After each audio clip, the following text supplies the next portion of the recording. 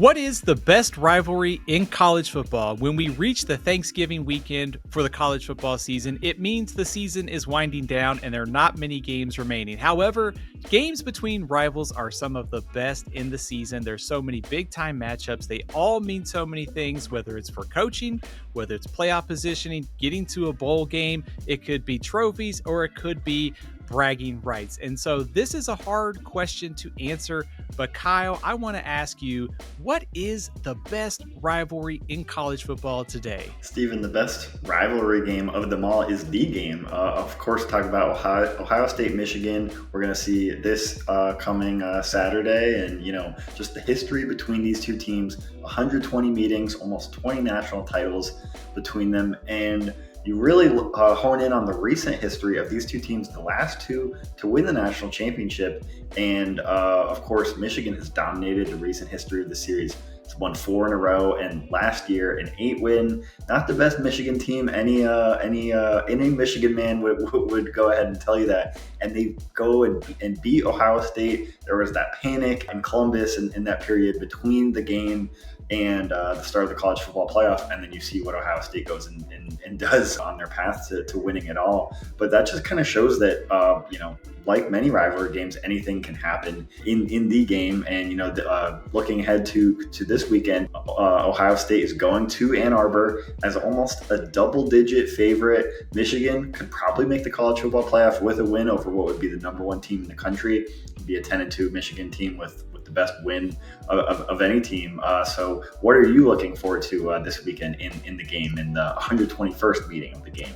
Kyle, I think you said something important there. It is the game. And so anytime you call it that, it's got to be number one on our list. And I just think about the history of this series and think about so many times, like in the 90s when Ohio State was supposed to win and Michigan pulled off the upset. You think about the recent trend. I mean, last year, everything seemed to be aligned for Ohio State to win that game. Michigan had trouble completing forward passes, and they still found a way to beat Ohio State. I think about the spot in 2016, that game, Woody and Bo, the 10-year war.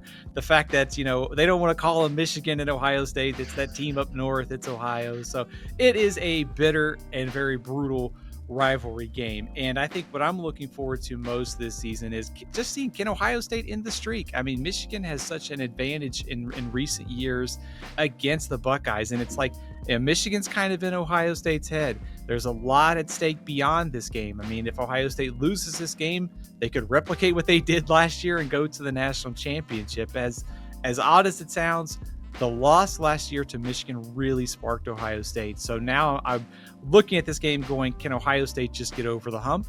And if you're Michigan, there's plenty at stake as well. Just the fact that you have a chance to go to the playoff.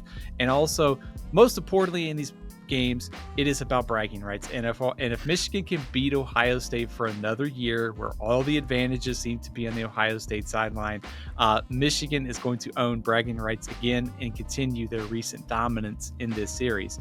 And speaking of another bitter rivalry, this time it's in-state, but number 2 on our list is going to be Alabama and Auburn. And Kyle, you think about some of the recent memories in this series. The kick six is the one game that stands out. You also have Jalen Milroe, Gravedigger, to hit the touchdown pass to win that game. We don't have divisions anymore in the SEC. It's a game that meant a lot for positioning and maybe could have meant an appearance for the SEC championship game. But Kyle, what stands out to you about Alabama, Auburn, and why is it number 2 on our list? I think what you said, Stephen, is being a bitter rivalry, I think really representative of the SEC's sort of tagline. It just means more. Think of an Alabama fan calling into the Paul Feinbaum show to say that he had poisoned the trees at Toomer's Corner. That is what this rivalry is, and the kick six, and like you said, the Jalen Milroe throw, and I mean, honestly, kind of akin to the recent history of, at least last year, of Ohio State, Michigan.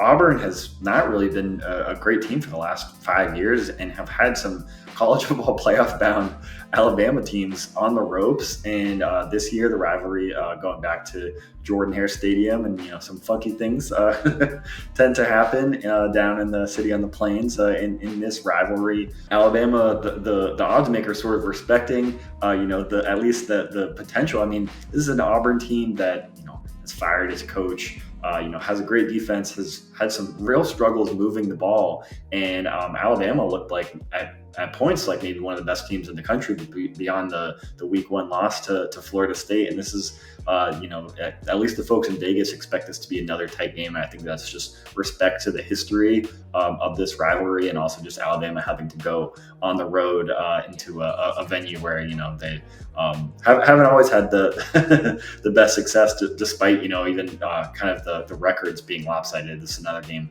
where you want to say you have to throw out the records. And again, I think Alabama will win this week and punch its ticket to the college football playoff, but you never want to guarantee anything, especially in a game like this. What about you, Steven? Iron Bowl memories and takes?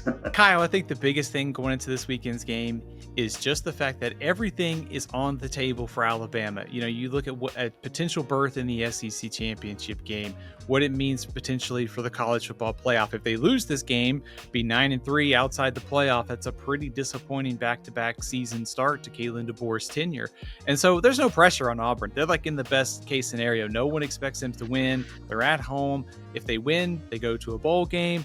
But 6-6 isn't the expectation at Auburn. So there's a chance for this rivalry to get even spicier with what's at stake for Alabama, but also for Auburn with the opportunity to play spoiler. We mentioned the kick six. We mentioned the gravedigger for Jalen Milroe in 2010. Cam Newton had the huge comeback in the second half to lead Auburn to a win. So there's a high chance in all these games that we're going to see some moments that we're talking about for the next 10 to 15 years. But just with what's at stake for Alabama, the chance to play spoiler for Auburn, ton at stake in the Iron Bowl, as always, on Saturday night. Number 3 on our list is going to be Army versus Navy. And Kyle, I think the thing about this game that stands out to me is it's a standalone game on its Saturday. It gets its own window, but also, it's like pure college football. You get the throwbacks to the option offenses. There's no NIL. There's no transfer portal. Army has won 6 out of the last 9, but Navy has dominated before that. And you attended the Army-Navy game in recent years. So tell us kind of your experiences and why you think it should be number 3 on this list. Yep, I was lucky enough to go to the 125th meeting a season ago, and just outside of DC, and that was a game that Army came in as a big favorite, and I was expecting to go in and be writing a story about Army. I had just won the American Conference in their first year in the league, and where they rubbed that in Navy's face at the pregame prisoner exchange. Just another one of those just kind of aspects of these rivalries, and just so much history. The service academies, like you said, it's a throwback offenses and throwback teams. Great uniforms. Just the pageantry of that game was really something to see. I think it's also really cool that the game rotates. This year it's in Baltimore, it's been in Philadelphia, it's been kind of held all over. So I think that kind of just enhances the ability for more and more fans to see this game. And I think, like you said, it stands alone. It's even though these are teams that share the same conference, it's not a conference game. It's after the conclusion of the regular season, and so much so that Army and Navy were kind of fine saying this game will not matter for college football playoff purposes. And last year, and even this year to an extent, if Navy were to end up in maybe the American Conference Championship, it won't factor into the college football playoff discussion, and they really wanted to kind of preserve the sanctity of this game. And I think that is truly just special, and just being there last season for that game. I mean, what Blake Horvath did, and Bryson Daly had the season that he had, and Navy and the midshipmen really just pulled an incredible upset, and then went and beat Oklahoma and an SEC team in a bowl game just to cap off an awesome season there for Navy. So yeah, I think Army Navy 125 meetings. That was last year. This year will be 126. A lot of history there, and a lot of history in this next rivalry that we're gonna bring up here, Steven. Absolutely, Kyle. Yeah, the history, the pageantry of Army and Navy. One goal. Sing second. That's all that matters to both those teams on Saturday. You mentioned historic rivalries. Oklahoma versus Texas is number 4 on our list. Red River. You see the stadium on Saturday when these games are played in October. You got the split. You got the Dallas Fair going on, or the Texas Fair. You got the split, the Cotton Bowl, the stadium, half Oklahoma fans, half Texas fans. So just seeing that overhead shot, and now it is an SEC rivalry, of course, with both those teams moving over to the SEC. Kyle, Kyle, why is Oklahoma, Texas number 4 on our list? Just the success that these teams have had and the history, going back into the Big 12 days and like you said, now carrying into the SEC and the recent success that these teams have had. Oklahoma had the college football playoff run there in the late 2010s, Baker and Jalen Hurts, and just kind of having the success that they had against Texas. And this rivalry has really flipped in the last few years. I mean, some relatively uncompetitive games on behalf of the Sooners and Texas. The win over Oklahoma this year is really propping up their outside chance at a college football playoff berth. Would of course have to beat Texas A&M in the finale, and I imagine that's a game that that we'll hit on shortly. Just looking back at some of the recent history of this game, I remember Caleb Williams coming into that game and leading Oklahoma back one and done in the Red River, and go 1-0. I guess that's the way to do it. But that's one that I haven't gotten the chance to get out to, and I would love to see the state fair. And just like you said, the split just seemed like such a phenomenal atmosphere, and really just one of the best games you can expect in the middle of the college football season. Yeah, Texas has won 3 out of the last 4, and they've kind of taken a little bit of control in this series. But Oklahoma will be back in this series, I'm sure. Also, Arch Manning had a nice second half against the Sooners this year, something for that team to build on, and we've seen that in the second half of the season. Kyle, number 5 on our list.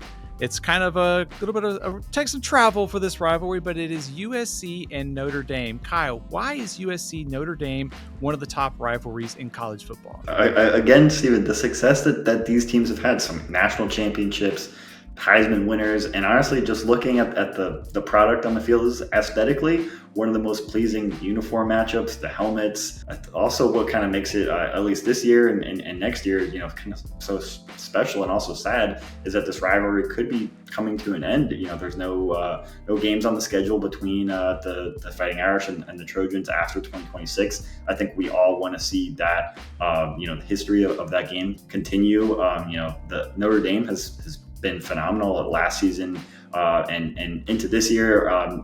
USC has not had the same success in recent years. I actually talked to former USC quarterback Matt Leinart earlier this season. He was, of course, a part of one of the most famous plays, in this rivalry, and maybe that we've seen in quite some time in the Bush push. And he sort of just said, the Trojans haven't been what they once were, but USC having the season that they had this past year, you're always going to get up for a rivalry game. And he said, just to be part of what he said, part of one of the great rivalries in college sports, you're part of one of the great plays with the Bush push. And he said that name just kind of lives forever. And I think that's just synonymous with just how many great games have been played between the Irish and the Trojans, and again, just hoping for many more in that rivalry. Kyle, you said it best, hoping for many more in this series, and it is unfortunate that we are in the spot in college football where one of the top rivalries may not be played. I hope they figure it out, because I think the thing that stands out to me is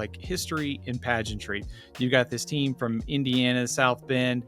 You've got LA, the Coliseum, you've got Notre Dame Stadium, you've got 15 combined Heisman winners between these two schools, the national championships, the uniforms, the helmets, all of that. It's one of the greatest settings in college football when these two teams get together. So I hope they figure it out. That's kind of, when I think about this rivalry, I think about history, but I also wonder, going forward, what exactly is the future here. And I hope that this is still scheduled every year well into the future. So our top 5 rivalries in college football: Ohio State, Michigan, number 1, Alabama, Auburn, number 2, Army, Navy at 3, Oklahoma, Texas at 4, USC, Notre Dame at 5. Kyle, are there some other rivalries that didn't make our list that you really like, whether it's upcoming this weekend or elsewhere during the season? Certainly, Stephen. Just growing up in Florida, Miami, Florida State. Growing up in South Florida, that's meant so much in the 90s and 2000s, and that's just always both teams are always bringing it, and that's another early.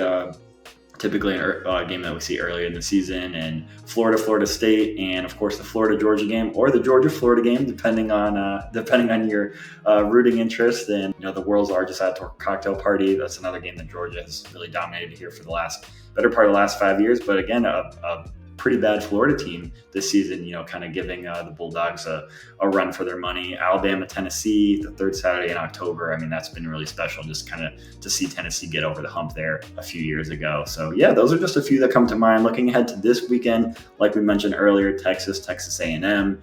That was one of the rivalries that were sort of long dormant and returned a season ago. And, a lot riding on that game. The Aggies can finish the regular season undefeated and sort of deliver the knockout blow to the Longhorns, or Texas can, punch, another quality win on its resume and maybe sneak back into the college football playoff. And USC, we already talked about the Trojans, but USC, UCLA, that's another game that I think the recent history hasn't been what it once was. But I mean, I think some of the games that those teams have played, some shootouts, and another great uniform matchup. I mean, just the colors on the field, USC, UCLA, love that. So what about you, Steven? Are there any rivalries looking forward to this weekend, or some that you missed that you want to see come back? Kyle, I am fired up for Texas A&M and Texas. I am so excited that we get this game every year now. Of course, it's in the SEC, but man, I miss these two schools, and I think they missed each other based upon the way that these two fan bases interact all the time. But man, that is one of the greatest rivalries in the SEC and certainly in college football. It's great to have that back. Harvard and Yale, always kind of traditional to see that, even though it's at the FCS level. We saw Cal Stanford play already this season. Stanford with a big win, cost coach Justin Wilcox his job. That's always one of the more, was a Pac-12, now it's an ACC rivalry. So elsewhere, Kyle, I think the Holy War between Utah and BYU, always one of my favorites. And of course, BYU getting a big win this season that might help it in the playoff chase. The Egg Bowl down in Mississippi, always full of drama. And of course, this year it's full of plenty of drama with the uncertainty surrounding Lane Kiffin. Minnesota, Wisconsin, this season in 2025, it is the 135th playing of this game. So this rivalry has been going on a long time. And I also think the Territorial Cup between Arizona and Arizona State, very underrated nationally, the dislike between those two programs. And you mentioned some, rivalries that we've lost. And I think that's kind of one of the downsides among many of conference realignment is so many of these rivalries that were big, maybe in the 80s and 90s, have been lost, whether that is Kansas and Missouri. We have West Virginia and Pittsburgh. They've played as non-conference members, but not every year. And of course, Nebraska and Oklahoma was one of the big rivalries in the Big 8. It started the Big 12. And of course, those are in separate conferences. So, we've lost some of the rivalries. We've gained some due to conference realignment, but I hope that some of these get scheduled, including Oklahoma State in the future. Let's hope that makes it back onto the schedule. So many great rivalry games. Check athlonsports.com for the latest in college football news, and let us know in the comments what your number one and favorite rivalry games are.